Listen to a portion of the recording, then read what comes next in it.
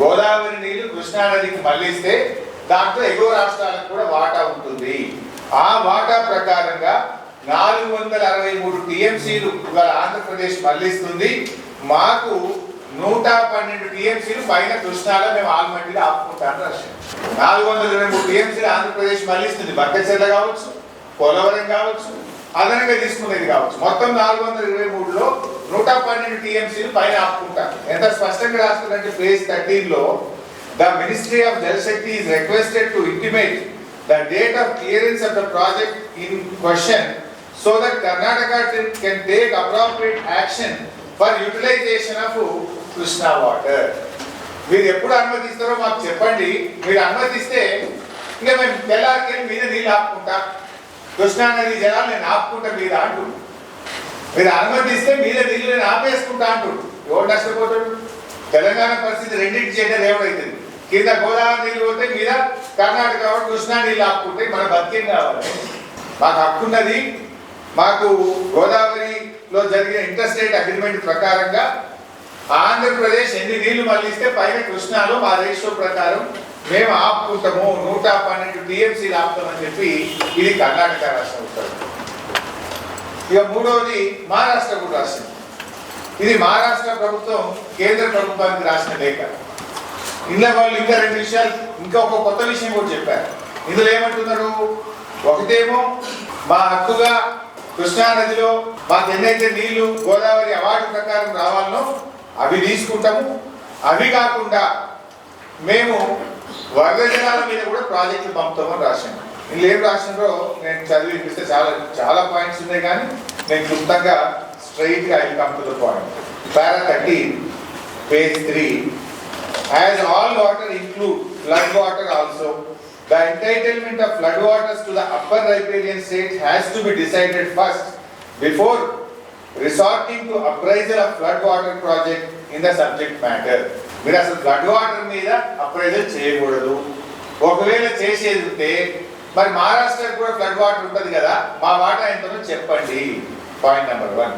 Point number 2, ఇంకో మాట ఏమంటున్నారంటే the Central Water Commission of Jal Shakti has any guidelines for considering appraisal of flood-based projects. The same may be intimated for submission of flood-based projects in Maharashtra also. Flood-based project ku appraisal ఇయ్యొచ్చా? నియమ నిబంధనలు వర్తిస్తాయా? ఉంటే మాకు తెలపండి, మేము కూడా గోదావరిలో ప్రాజెక్టులు కట్టుకుంటాము అని వాళ్ళు ఏమంటారు. అందులో స్పష్టంగా ఏమంటారంటే however it needs to be examined that whether the flood water contemplated to be diverted is utilized from the legitimate share of Godavari water of subbasins in upper riparian states, even though some of the projects planned by upper riparian states might be incomplete in the subbasins and utilized apparently less.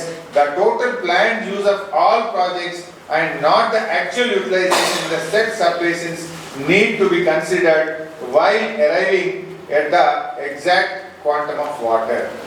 స్పష్టంగా మహారాష్ట్ర ఏం చెప్తుంది అంటే, ఒకటి కృష్ణానదిలో మా వాటా ఉంది, 74 టీఎంసీలు పైన ఆపుకుంటాము, ఒక పాయింట్. రెండవ పాయింట్ ఏమంటున్నారు? వరద జలాలు వాడుకునే హక్కు ఉంటే మహారాష్ట్ర మాకు కూడా విదర్భాల్లో కరువు ప్రాంతం ఉందని మేము కూడా వరద ప్రాజెక్టు కట్టం పైన కట్టి లోయర్ పెనుగంగ మీద ప్రాణహిత మీద మేము ప్రాజెక్టులు కట్టి మేము విదర్భకు నీళ్లు తీసుకుపోతాం. అప్పుడు ఏమైతే తెలంగాణ రెండింటి చేతనే కృష్ణా కర్ణాటక ఏమంటుంది? పైన మేము 112 టీఎంసీలు ఆగబట్టుకుంటా అని కర్ణాటక అంటుంది. మహారాష్ట్ర ఏమంటుంది? పైన కింద ఎన్ని మారుస్తారో దాని లెక్క ప్రకారంగా 74 టీఎంసీలు కృష్ణాలు ఆపుకుంటా, గోదావరిలో కూడా నేను ప్రాజెక్టులు కట్టుకొని విదర్భకు నీళ్లు తీసుకుపోతాను. మధ్యలో తెలంగాణ ఏమైపోతుంది? శాండ్విచ్ కథమైపోతుంది. అంటే కింద ఇటు ఆంధ్రప్రదేశ్, అటు మహారాష్ట్ర గోదావరి నీళ్ళు తీసుకుపోతామంట, పైన కర్ణాటక మహారాష్ట్ర కృష్ణానది నీళ్ళు ఆపుకుంటామంటున్నారు. రేవంత్ రెడ్డి మొదలు నిద్రపోతున్నాడు.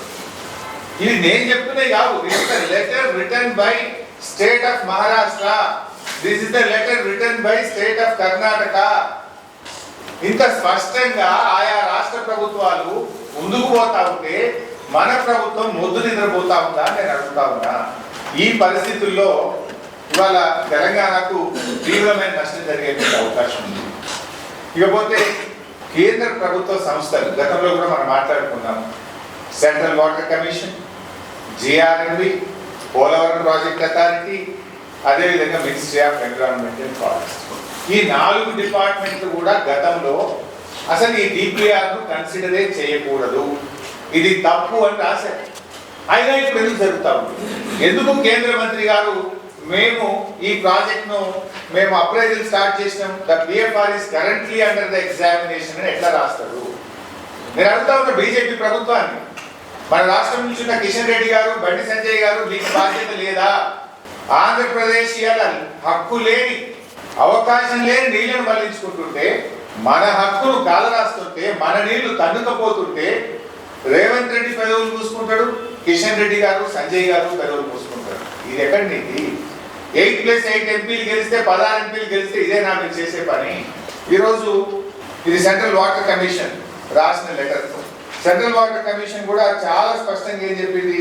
It is mentioned in the PFR submitted the flood water from Polavaram dam would be diverted to the Krishna river through a new parallel canal along with Polavaram project with a capacity of 510 cumex.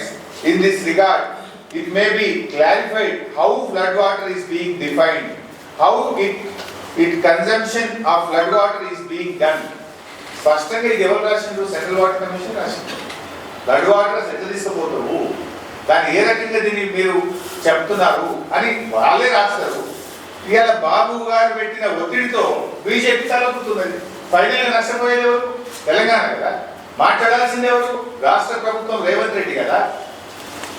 Central water commission చెప్పి ఈ ఆధారం పట్టుకొని supreme court పోతే stay దొరకదా? ఎందుకు పోతలేవు? అదేవిధంగా ఇది ministry of environment and forest, వాళ్ళు కూడా టీఓఆర్ ఇవ్వమంటే ఇవ్వడానికి వీల్లేదు అని చెప్పి రిజెక్ట్ చేసిన కాగితం. ఇది పోలవరం ప్రాజెక్ట్ అథారిటీ. అట్లా పోలవరం ప్రాజెక్ట్ అథారిటీ నుంచి నీళ్లు తీసుకుపోవడానికి వీల్లేదు, తీసుకపోతే మొత్తం పోలవరం ప్రాజెక్ట్ అనుమతి కొత్తగా తీసుకోవాలని రాసింది. ఇది ఎంత స్పష్టంగా రాసిందంటే ఇందులో the present proposal of diversion of additional 200 TMC of water is not a part of the approved DPR of Polavaram project. The diversion of additional water from Polavaram project to be studied comprehensively by the relevant organizations of Government of India, taking into account available dependable water, interstate issues, award of tribunals, and to ensure all the emphasized benefits from Polavaram projects are achieved. Polavaram project ఒక DPR ఉంది, దానికి environment clearance ఉంది, దానికి కేంద్ర ప్రభుత్వ అనుమతులు ఉన్నాయి. ఇప్పుడు ఆ ప్రాజెక్టు కాలువ పెద్దగా చేస్తాము, ఆ ప్రాజెక్టు ద్వారా నీళ్లు మళ్లిస్తామంటే పోలవరం ప్రాజెక్టుకి అన్ని కొత్తగా అనుమతులు తీసుకోవాల్సి ఉంటుంది. అసలు ఆ ప్రాజెక్టే ప్రశ్నార్థకం అవుతుంది. పోలవరం ఇది నేషనల్ ప్రాజెక్ట్, అది కడుతున్నదే కేంద్ర ప్రభుత్వం. మరి కేంద్ర ప్రభుత్వం అడ్డగోలుగా కాలువలు పెంచుతుంటే ఎందుకు మాట్లాడతారు? అంటే బీజేపీ ప్రభుత్వం రాష్ట్రానికి ఒక నీతి ఉంటుందా? రాష్ట్రానికి తమకు అనుకూలంగా ఉండే రాష్ట్రం అయితే ఒక నీతి, ఇంక తమకు వ్యతిరేక ప్రభుత్వం ఉంటే ఇంకొక నీతి ఉంటుందా? రాష్ట్రం దేశంలో భాగం కాదా? దేశం మొత్తానికి ఒక నియమ నిబంధనలు వర్తించవా? ఇది మరి ఇలా బీజేపీ కూడా ఆన్సర్ చేయాల్సిన అవసరం ఉంది. ఈ రాష్ట్ర హక్కులు కాపాడాలి కానీ ఇష్టం ఉన్నట్టు రాసిస్తా అంటే తెలంగాణ పబ్లిక్ లేరా? తెలంగాణలో ప్రజా సంఘాలు లేవా? తెలంగాణలో రైతులు లేరా? రాజకీయ పార్టీలు లేవా? 500 ఇచ్చి ఇష్టంలో తీసుకుపోని చంద్రబాబు నాయుడు గారికి బ్లాంకెట్ ఆర్డర్ ఇచ్చేసింది రేవంత్ రెడ్డి. అదెంత జోక్ అంటే మళ్ళీ 15 రోజులకు హైదరాబాద్ లో మీటింగ్ పెట్టిండు. హైదరాబాద్ లో మీటింగ్ పెట్టి ఏమంటాడు, విజేష్ కుమార్ ట్రిబ్యునల్ ముందు ఆర్గ్యూ చేసేటువంటి అడ్వకేట్ వైద్యనాథ్ గారు వాళ్ళందరూ కూర్చొని మాట్లాడినట్టు పేపర్లు వచ్చింది. లేదా 904 TMCలు కావాలి మాకు, మా అడ్వకేట్లు 904 TMCలు కావాలని ట్రిబ్యునల్ ముందు వాదిస్తారు. కరెక్ట్ గా 3 రోజులకు ఉత్తమ్ కుమార్ రెడ్డి ఢిల్లీ పోయి ట్రిబ్యునల్ లోపల పోయి బయటకు వచ్చి ఉత్తమ్ కుమార్ రెడ్డి ఏమంటాడు, 763 TMCలు ఇస్తే మాకు చాలంటున్నాం, మేము 763 కోసం కొట్లాడుతున్నాం ఉత్తమ్ కుమార్ రెడ్డి. ఏది నమ్మాలి? 500 ఇస్తే చాలు, నీ ఇష్టం కానీ ప్రాజెక్టు కట్టుకోంటాడు. ఇదే రేవంత్. రివ్యూ మీటింగ్లు అంటాడు, 904 కోసం నా అడ్వకేట్ కొట్లాడుతున్నాడు అంటాడు. నీళ్ళ మంత్రి ఢిల్లీకి పోతాడు, ట్రిబ్యునల్ ముందు 763 కోసం మేము కొట్లాడుతున్నాం అంటాడు. అసలు నీళ్ళ మీద ఓ లెక్క లేదా, ఓ అంచనా లేదా? పూటకో మాట, గడియకో మాట, ముఖ్యమంత్రితో మాట, నీళ్ళ మంత్రితో మాట, నల్లమల పులివో పిల్లివో ఎల్లవో ఏదో మాకు అవసరం లేదు, ఏదైనా కాదని ఆ నల్లమలలో పాలే కృష్ణా నదిలో తెలంగాణకు అన్యాయం జరుగుతుంటే ఆ వాటా విషయంలో, ఆ నీళ్ల విషయంలో నీకు అవగాహన లేకపోతే మాకు బాధ కలుగుతావు. నీకే అవగాహన లేకపోతే నువ్వు ఆ ట్రిబ్యునల్ ముందు ఏం వాదిస్తావు, ఏం సాధిస్తావు అని నేను అడుగుతా ఉన్నా. నువ్వు ఒకసారి 500 అంటివి, ఒకసారి 904 అంటివి, ఒకసారి 723 అంటివి. నీకే అవగాహన లేకపోతే నువ్వు ఏం సాధిస్తావు, ఏమని వాదిస్తావు, అసలు ఏం చెప్తున్నావు ఆ న్యాయవాదులకు?